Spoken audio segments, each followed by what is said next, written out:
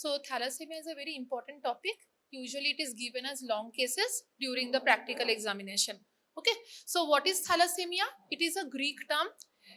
If we try to understand the word, it has been derived from thalassa, that means sea, and emia means related to blood. Usually it was initially found to be present in the Mediterranean areas. So around the Mediterranean seas, so it was called thallus and emia. And it is a type of hemoglobinopathy and due to mutations in the globin gene. So what is globin? Hemoglobin. Okay.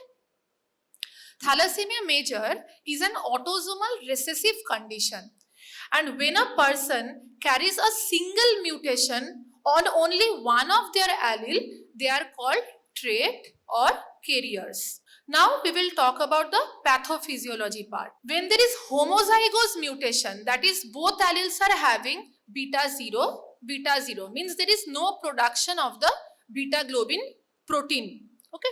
So there will be decrease in the production of beta globin, or there will be absent in the production of beta globin, excess of the normally produced alpha globin, and this excess alpha globin will be accumulated in the cell, on the cell membrane of the RBC, and that will lead to instability of the RBC membrane, and the RBC will undergo hemolysis. There will be early destruction of the RBCs. So this chart has been taken from Robbins' textbook of pathology. I have taken it from there only. Just try to follow it to understand the pathophysiology. If it becomes abnormal, that is reduced beta globin synthesis with relative excess of alpha globin, there will be abnormal erythroblast. Just look at the pointer. This is the insoluble alpha globin aggregate deposited on the RBC membrane, and hemoglobin A is there, but it is very less in amount. So the erythropoiesis will be abnormal. That is, ineffective erythropoiesis will happen, and most erythroblasts are dying in the bone marrow itself. Okay.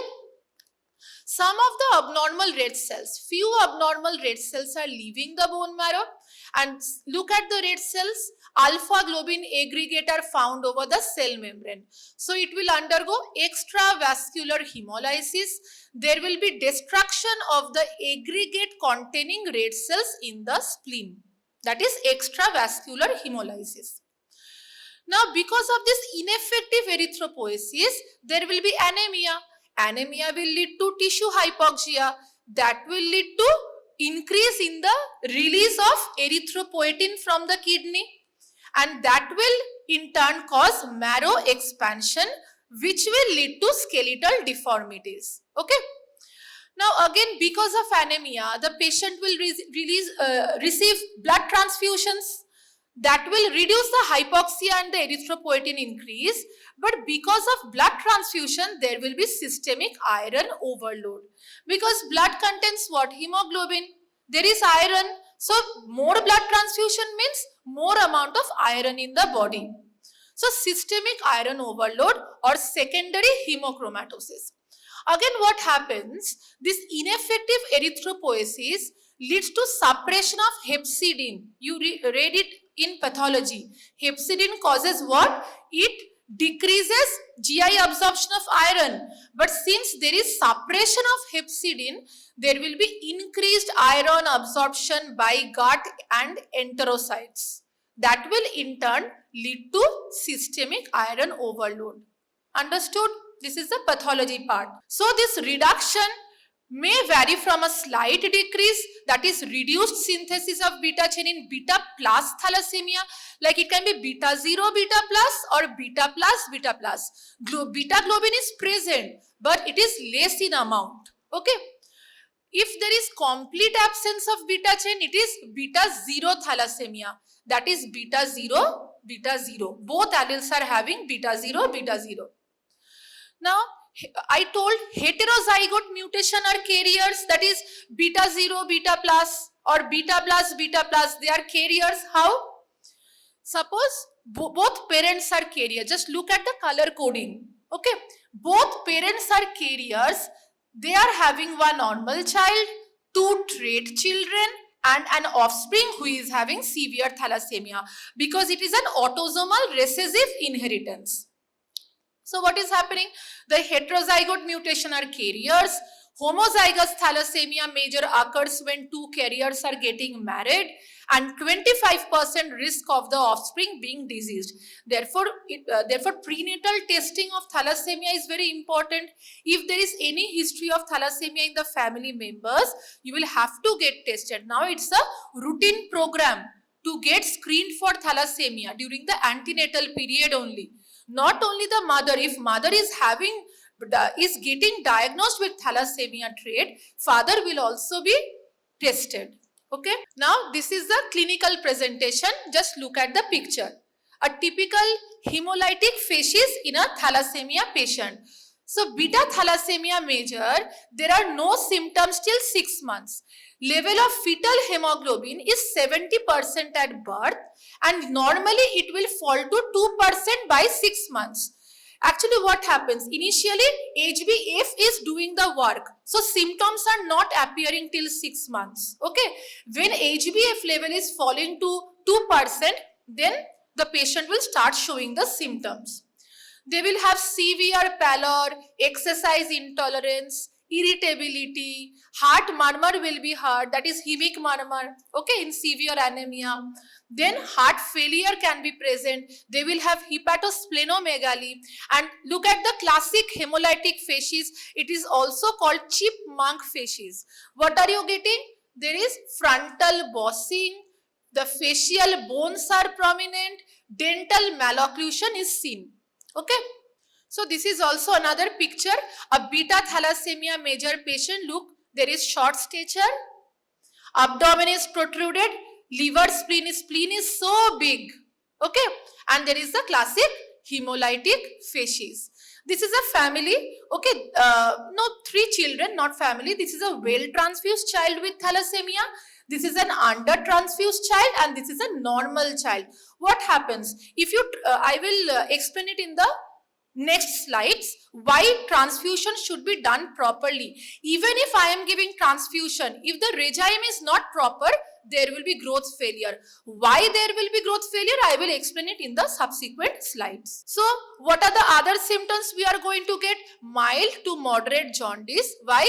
Because of iron deposition in the liver, and because there can be chronic hepatitis. Why? Hepatitis B, C can be transmitted through the blood products. Okay. And there will be failure to thrive. The patient may have fever, because this ineffective erythropoiesis creates a hypermetabolic state in the body. Now we will talk about the spectrum of beta thalassemia. 4 spectrums: major, intermediate, beta chain structural variants, and trait or minor. So what will you get in thalassemia major? Transfusion dependent since 9 to 12 months of age. Okay, because they are showing symptoms after 6 months. Usually by 9 months they will need transfusion. And they will have that particular hemolytic facies. Peripheral blood smear will show microcytic, means the size of the RBC will be small. Hypochromic, what? The area of central pallor inside the RBC will be more. And anisocytosis means RBCs of different sizes. Poikilocytosis, RBC of different shapes, and we also get fragmented RBCs, polychromasia, nucleated RBCs in the peripheral blood smear. Just look at the picture. So this is the, what cell is this? Kyo ball? Target cell. Modhikhane, the middle part is having some amount of hemoglobin, and over the rim, along the rim, we get a ring of hemoglobin. The intermediate part is white. It just looks like a target. So, target cell, and this is a nucleated RBC. And you can also see small RBCs of different sizes. So, anisocytosis of different shapes, poikilocytosis. Okay. Now we will talk about thalassemia intermedia. They are non-transfusion dependent. They are usually diagnosed at around 2 years of age. They have icterus, that is jaundice, and splenomegaly. If we do a peripheral blood smear, we will see moderate anisopoikilocytosis and target cell. This is a target cell, target cell. Okay. Now, what do you mean by beta chain structural variant? HBE disease, HBE beta thalassemia, that is also a type of hemoglobinopathy. Okay. So, HBE disease will present with mild anemia, mild icterus. HBE beta thalassemia will present with anemia and organomegaly. They are not so severe as beta thalassemia major, but they will also show some symptoms. Trait I have already discussed. On peripheral blood smear, mild anemia, microcytosis, increased RBC count, low red cell distribution width. This point is very important. Okay. Increased RBC count, decreased red cell distribution width and target cells. If we do HPLC, that is high performance liquid chromatography, we see the HbA2 to be more than 3.5%. No treatment is needed. We will have to counsel the patient, parent and the families. Now, lab studies. Generally, in thalassemia major, hemoglobin will be low, 2 to 8 gram per dl, low MCV, that is mean corpuscular volume, low mean corpuscular hemoglobin, raised reticulocyte count because there is hemolysis in the range of 5 to 8%. Peripheral blood smear I have already shown. You will also find leukocytosis and shift to the left. Immature cells will be more. And platelet count is usually normal unless there is a condition called hypersplenism, when the spleen is huge and it is just eating up the cells of the body, so platelet count is getting decreased. HPLC will show absence of HbA and raised fetal hemoglobin. This is a HPLC picture. This is the spike of fetal hemoglobin. Actually, in comparison to HbA and other hemoglobin, HbF is more. Okay, in thalassemia patients. Now, if we test osmotic fragility, this is also from the pathology textbook only. Osmotic fragility will be reduced in case of thalassemia patient. Serum bilirubin elevated because of hemolysis. Urinary urobilinogen is elevated. If we perform an ultrasonogram whole abdomen, we will see pigmentary gallstones in older children.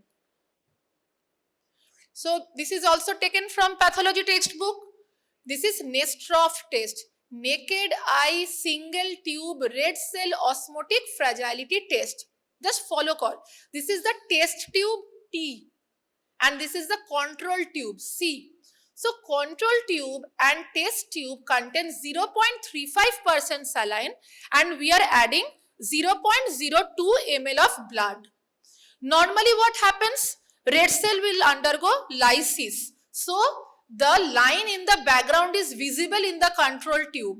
But since the fragility is reduced in thalassemia patient, this line is not visible. This is a very commonly used field test for testing, screening thalassemia trait. Okay. Now we come to the management of thalassemia. First line is blood transfusion. It is started at early age if the hemoglobin is less than 7 gram percent persistently. Now there are 3 transfusion regimens: palliative, hypertransfusion, supertransfusion. Palliative transfusion is given when the patient is presenting to you in the emergency with severe anemia, the patient is having respiratory distress, patient is having heart failure, we will have to immediately transfuse the child. That is palliative transfusion. But if the patient only comes to you when the patient is very sick, then that is not going to help. We will have to maintain a transfusion regimen for optimum result and optimum management of the thalassemia patient. So, complications occur early. I will talk about the thalassemia complications because of the iron deposition in different parts of the body. In that case, the complications will occur early. This is the preferred regimen. That is the hypertransfusion, where my target of maintaining mean hemoglobin is always 12 gram percent, because if hemoglobin is normal, there will be no tissue hypoxia. If there is no tissue hypoxia, there will be no extramedullary hematopoiesis. So, we will be able to avoid the skeletal deformities, the extramedullary hematopoiesis, so many complications we can avoid. And in that case, pre-transfusion hemoglobin should not be below 10 gram percent. Okay. And super transfusion mean is 14 gram%, but the risk is 14 gram% is quite high, so it can lead to hyperviscosity and there can be vascular thrombotic complications. Chelation therapy is given by to chelate the iron in the body to prevent the iron overload. We should not give iron supplements. We should give normal diet and we should give tea with meals because tannic acid will reduce the dietary absorption of iron. Also give folic acid 1 milligram per day and multivitamins. Curative therapy is hematopoietic stem cell transplantation. There are two other drugs which are given in thalassemia intermedia and some major, hydroxyurea, and this is a new kid in the block, luspatercept. Now we will talk about chelation therapy. When iron chelation therapy should be given? When the serum ferritin level is more than 1000 nanogram per ml. Usually it happens after 2 to 3 years of transfusion therapy. And if we do a liver biopsy and we try to measure the liver iron content, it is more than 2500 microgram per gram of dry weight of liver. We usually don't do it, okay? Or there are other techniques to measure it, that is doing MRI, okay? Those are expensive things we don't do. We just measure the ferritin level and we see what is the transfusion requirement of the patient. 3 drugs you should remember: desferrioxamine, you have already learnt it in pharmacology, desferrioxamine, deferrasirox, deferriprone. Desferrioxamine is the gold standard drug, but it is not a favorite drug because it has low T-half. That's why it requires subcutaneous infusion. It is given about 5 to 6 days a week. The dose is around 40 to 60 milligram per kg per day. Our favorite is deferrasirox because it is an oral drug. It has high affinity for iron to chelate from liver, heart, reticuloendothelial system and blood, and the dose is 20 to 30 milligram per kg per day. Another drug is deferriprone. It is also an oral drug, but it just chelates cardiac iron and the dose is 50 to 75 milligram per kg per day. So what is the drug? Tell me. Deferrasirox. Okay. Now we come to splenectomy. This child has undergone splenectomy. If you come close, you will be able to see a splenectomy scar here. So when we will do splenectomy? If there is hypersplenism, huge spleen eating up the cells. Okay. And when the PRBC transfusion requirement is 200 to 250 ml per kg of PRBC per year. Usually we should wait up to 5 years, okay? And before splenectomy, we should always vaccinate with 3 vaccines, very important: meningococcal, pneumococcal and Haemophilus influenzae B. Why? Because they are capsulated organisms and patients with splenectomy are very prone to get infected with encapsulated bacteria. They can give rise to overwhelming post-splenectomy infection.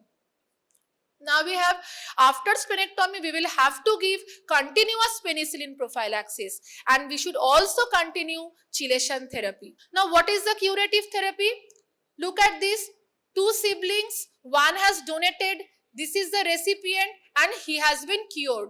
Hematopoietic stem cell transplantation or allogenic bone marrow transplantation from a HLA matched sibling. This is the recipient, this is the donor. And the novel therapies, new therapy is gene therapy. So if you have a sibling, if you are able to get bone marrow from that sibling, another sibling can be saved. Here lies the importance of genetic counseling, properly counseling the parents. Okay. Now we will talk about the complications of thalassemia. What complications?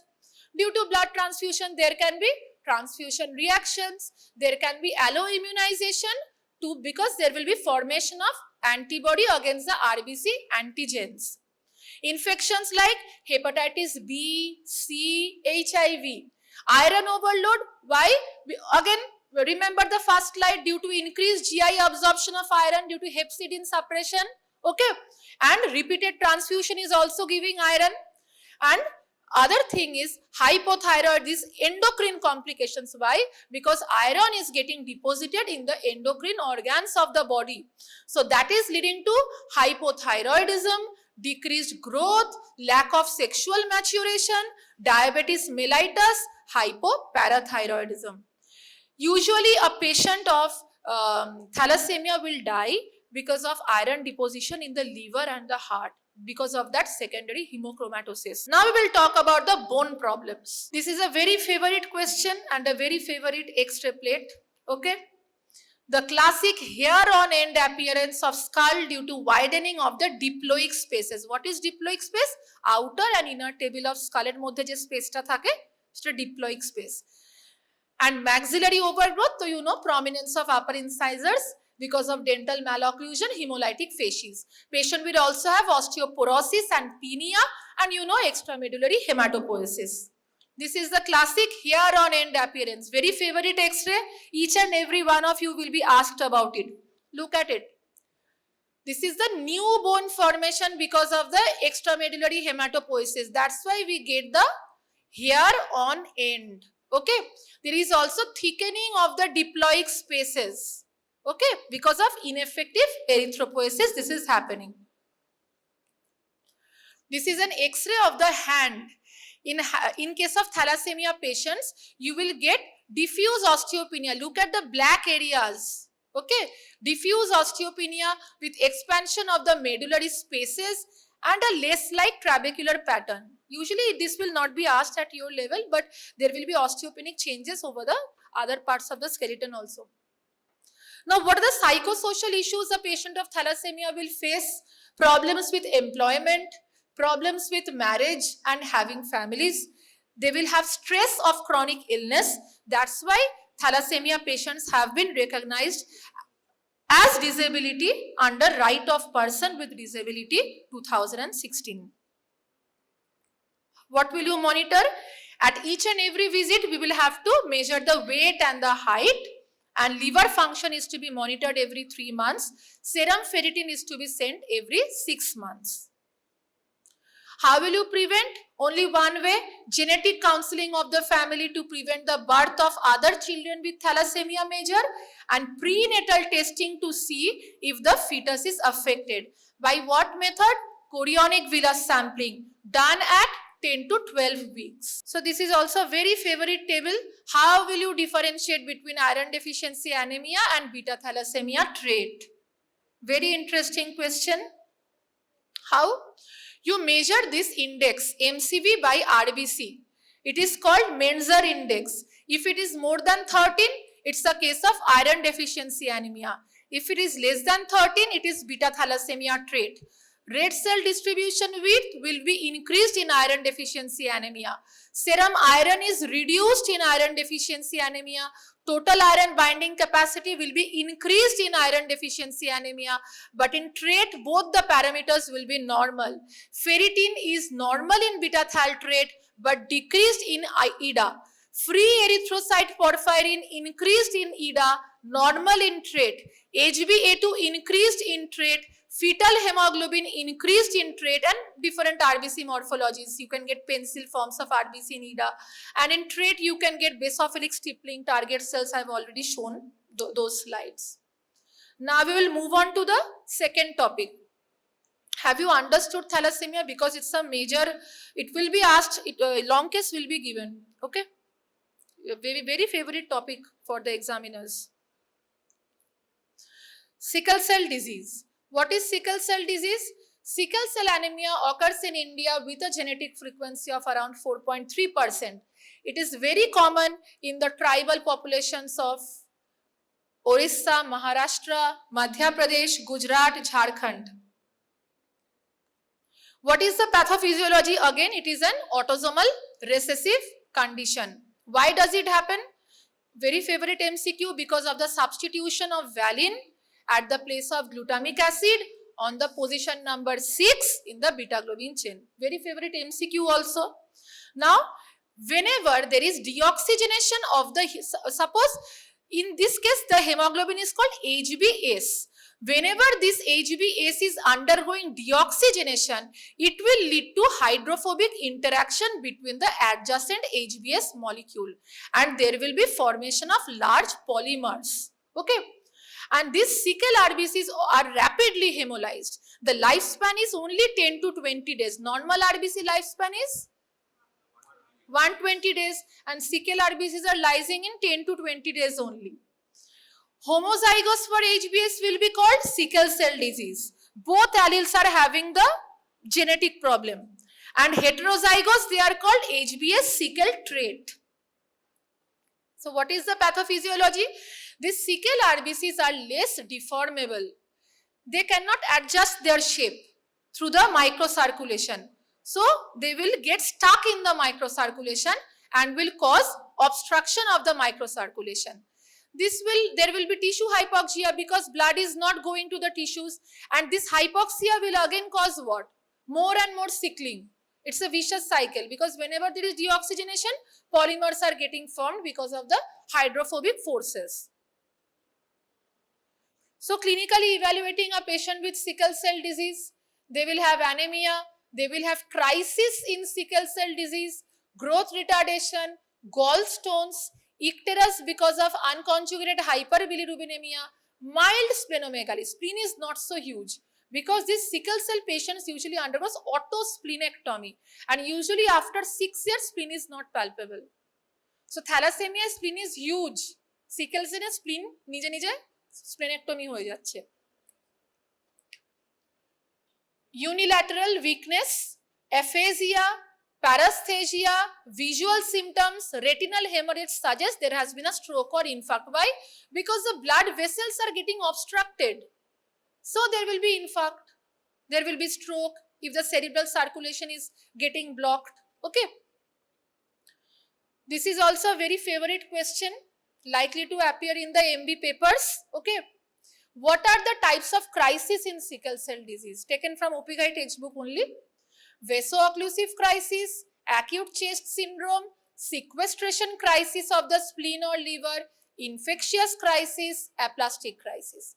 So what happens in vaso-occlusive crisis? Vaso-occlusive crisis is caused by obstruction of the microcirculation by sickle red blood cell. That results in ischemic injury. So the patient will present with pain in the femur because there is avascular necrosis of the head of the femur. Okay.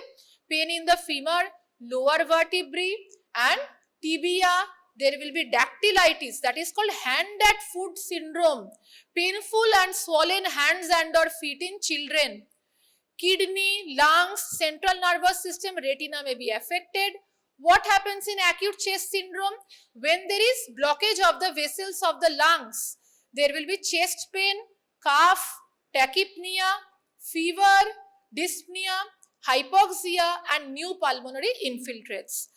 What do you mean by sequestration crisis? If these sickle cells are obstructing the splenic veins, that can cause sequestration crisis.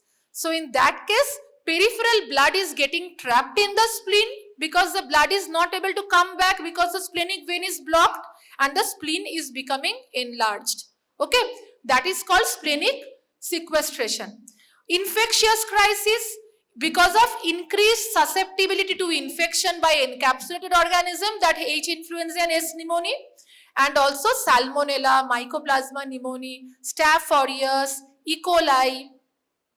What do you mean by aplastic crisis? This is also very typical finding present in sickle cell patients.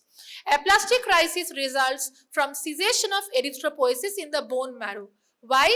Because of parvovirus B19 infection, any other viral infection, or there can be folic acid deficiency, and usually it is a self-limited condition, requires only supportive care, but it may require PRBC transfusion also. Now, if a sickle cell patient is having fever, each and every episode of fever should be investigated. Why? Because they are very prone to infection, because their spleen is not working well, they are having a hyposplenic condition. And sudden increase, now if a patient of sickle cell disease presents to you with sudden increase in paleness, having syncope, sudden pain in the abdomen, hyposplenic features, left-sided abdominal mass, you will think about splenic sequestration. Because spleen has engulfed lot of blood, so there is severe anemia. And because of severe anemia, there is syncope. Lab studies. Anemia will be found thrombocytosis, leukocytosis. A patient with sickle cell anemia having WBC count more than 20,000, you will have to investigate for infection. In peripheral blood smear, you get sickle-shaped RBC and target cells. ठीक है? And Howell-Jolly bodies will be found in the peripheral blood smear which indicate functional asplenia and also unconjugated hyperbilirubinemia. There is a test called sickling test which can establish the presence of HbS in the blood.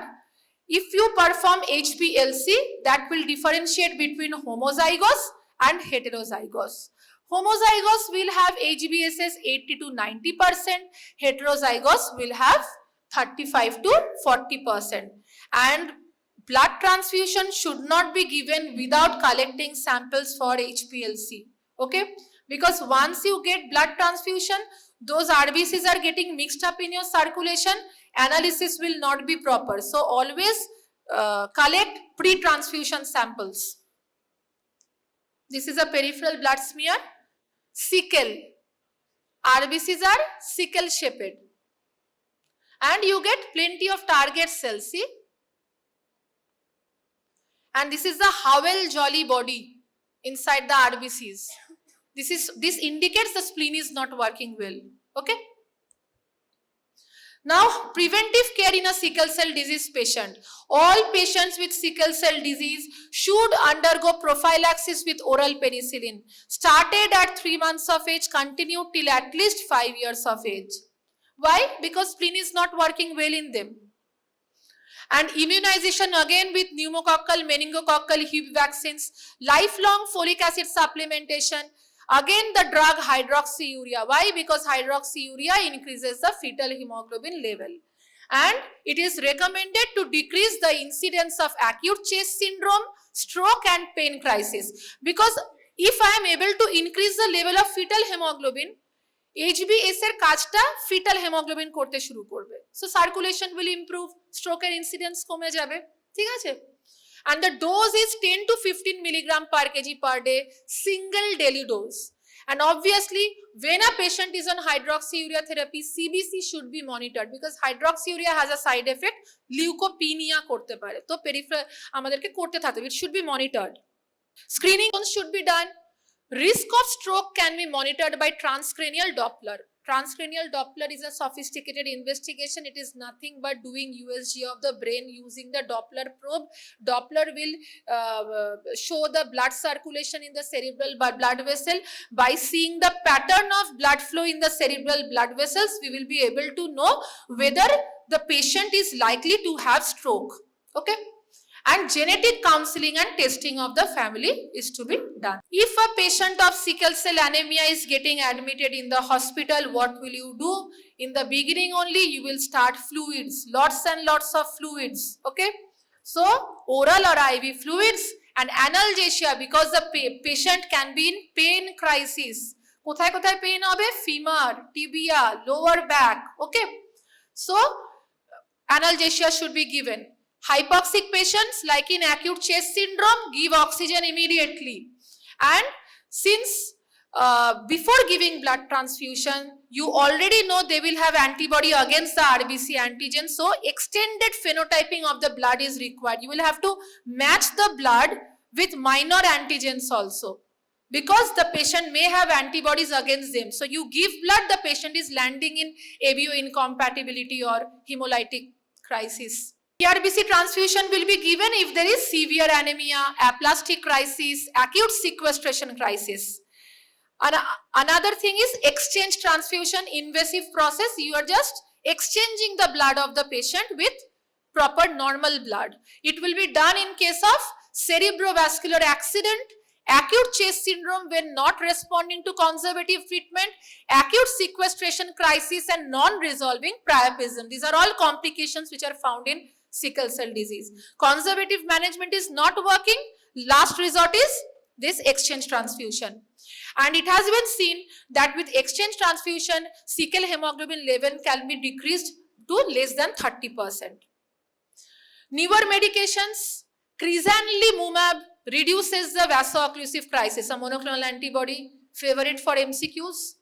Voxelotor inhibit HbS polymerization, and again curative is what? Hematopoietic stem cell transplantation in patients not responding to medical management. Now I'll talk about a case, just hear it, okay? Hear it out. So a 16-month baby, Amy, belonging to a Punjabi family, presented with progressive paleness since last 3 months. Abdominal distension for 2 months. Difficulty in breathing for 5 days.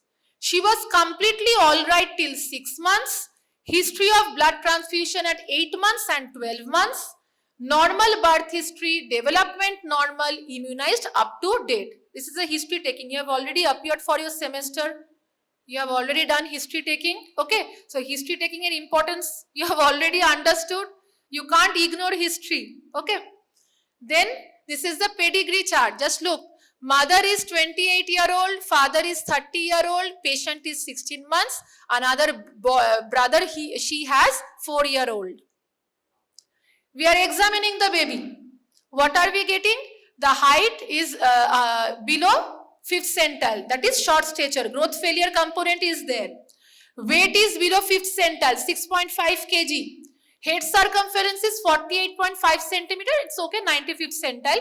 And frontal bossing, parietal bossing, maxillary prominence, chipmunk facies. That chronic hemolytic facies is also called chipmunk. Okay, chipmunk er moton. ঠিক আছে? Broadened nasal bridge. Patient is also having severe pallor, scleral icterus, dental malocclusion, heart rate is more, tachycardia, respiratory rate is more.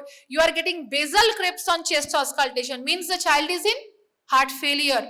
Okay. And also there is hepatosplenomegaly. Peripheral blood smear কি দেখাচ্ছে? বলো একজন কি দেখতে পাচ্ছ peripheral blood smear? What are you able to see? Teardrop cell R target cell. Diagnosis: thalassemia. Congenital hemolytic anemia, কিছু নাম বলো, পড়ানো হয়েছে আগের ক্লাসে. Some hemolytic anemias other than thalassemia and sickle cell. Hereditary spherocytosis, G6PD deficiency, very good. Okay. Tale, let's see the possibilities. Thalassemia, other congenital hemolytic anemia, okay, autoimmune hemolytic anemia. These are the less likely components: iron deficiency, anemia of chronic disease, sideroblastic anemia, copper deficiency. Tell me the causes of microcytic. Koekta bol. Microcytic anemia found in 1. Then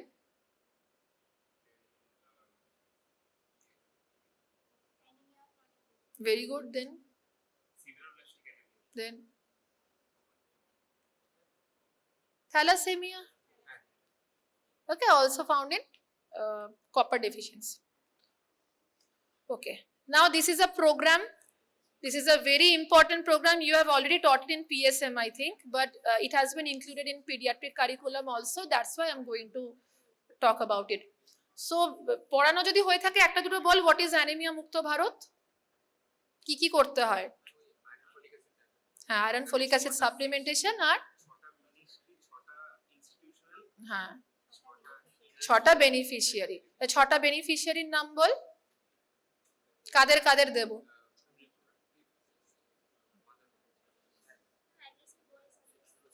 Adolescent boys, okay. Pregnant women, lactating women, 59 month, okay. Okay, so ঠিক বলেছিস, 6 beneficiaries.